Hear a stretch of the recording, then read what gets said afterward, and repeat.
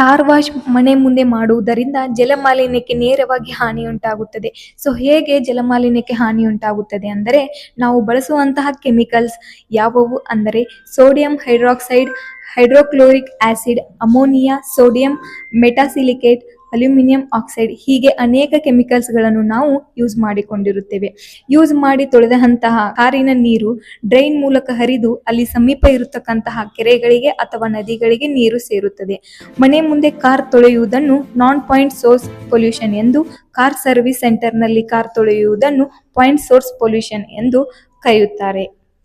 ವರುಣಾ ಅಭಿವೃದ್ಧಿಪಡಿಸಿದ nano ಇಟಿಪಿ compact ಅನ್ನು ನಾವು ವಿಕೇಂದ್ರೀಕರಿಸಿ ಸುಲಭವಾಗಿ ಎಲ್ಲೆಡೆ ಸ್ಥಳಾಂತರಿಸಬಹುದಾದ ಪ್ಲಾಂಟ್ ಆಗಿದೆ.